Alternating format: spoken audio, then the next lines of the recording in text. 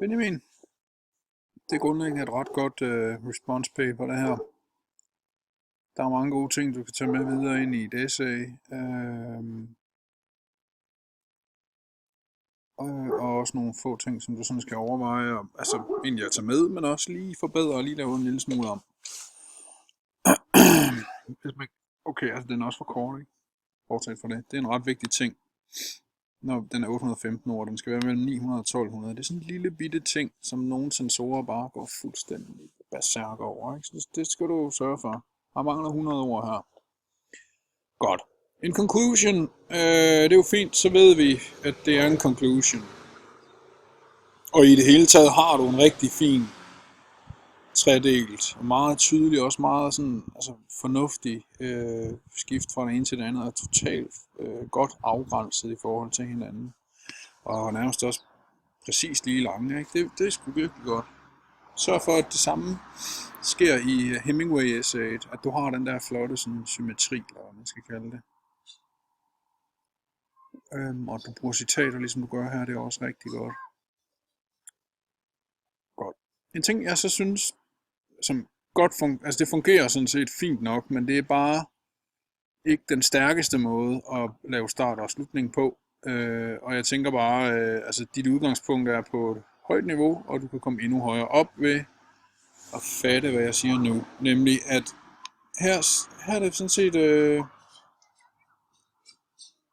altså jeg sagde også, at det var en fin måde at starte en response på. Men i essayet, så prøv at undgå at være så ligesom indirekte, som du er her. Eller, altså du deklarerer bare, hvad handler det om? Men du siger ikke, altså du postulerer ingenting. Det kunne du jo sagtens gøre. Omkring det her desire to bond.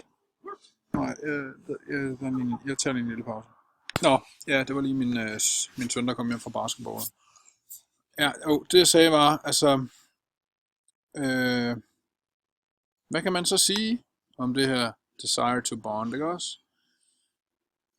Der kan man jo sige, det kan lade sig gøre, det kan ikke lade sig gøre, det er godt, det er dårligt, eller et eller andet. Du ender med at komme ind på noget, med noget balance, ikke? Hvis det er det, som er konklusionen, så kan man godt sige det heroppe også allerede. Ikke? Prøv i dit Hemingway-essay og sørg for, altså det er faktisk en rigtig fin start, du har, men den er bare åben og sådan lidt vag. Prøv at gøre den skarpere, og prøv sådan at tænke på det sådan lidt mere sådan, jeg skal prøve at sige noget sådan lidt, ikke provokerende, men altså sige noget, man i hvert fald sådan kan være uenig i. Og det samme går nemlig igen hernede, det er sådan lidt, so you can't come up with a conclusion, altså en del af din conclusion, og så er det sådan lidt skuffende, ikke? Altså fordi, sådan er, altså okay, så er det en response, skid med det, men i et essay i hvert fald, der kan det ikke, altså det skal være mere lukket, og det skal være mere, at du forklarer alting, og du ligesom siger noget, og så gør det, og så gentager det. Det må ikke være sådan, at jeg selv, eller at læseren skal sidde og tænke lidt over emnet. Altså det er faktisk ikke helt det, som det engelske essay går ud på til eksamen. Det går ud på, at du meget tydeligt forklarer alting for os, ikke? Her med grønt, noget der er rigtig, rigtig godt, det er, okay med gul, det er ikke rigtig dårligt, en lille dårlig ting. Undgå selve ordet quote, det gør det sådan lidt klodset. Men det er virkelig fint, at du ligesom gentager noget inden for quotet, og du kan skrive så meget her om det, som du citerer. Det er jo nemlig det, der er analyse, og det er det, som forklarer, hvad det er, hvad logikken er derinde, ikke? Det er rigtig, rigtig fint. Det skal du også gøre i Hemingway-essayet, altså finde et eller andet godt, eller altså nogen, ikke? Altså et par rigtig gode nedslag i teksten, og så forklare, hvad her kan vi se, at hun er, og han er, og bla bla bla, ikke? Ja, så er der lige en, ja, den her and. Det er ikke fordi, at det er forkert. Det er bare, du bruger, så vidt jeg lige kan se, and lidt vel meget til at binde sætninger sammen med, i hvert fald i det her afsnit. And igen her, eller havde man nej, jeg se, ikke også?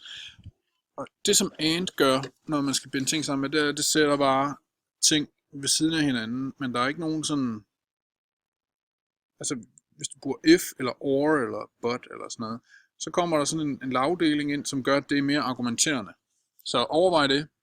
Det er jo en ordsøgning, du kan lave til sidst, når du afleverer dit essay, og så se om du kan gøre det lidt, få lidt mere power på ved at bruge andre måder at binde ting sammen på en andet. Med gult, lige nogle enkelte tries, doesn't, det er sgu godt nok ikke meget, men altså dog, man kan finde kongruensfejl i din tekst, og det er bedst, hvis man ikke kan det. Men okay, det var så også det første, jeg sagde. Det er et godt udgangspunkt for dig, for at kunne blive rigtig god til at skrive essays, det her. Så det regner jeg med, at du bliver.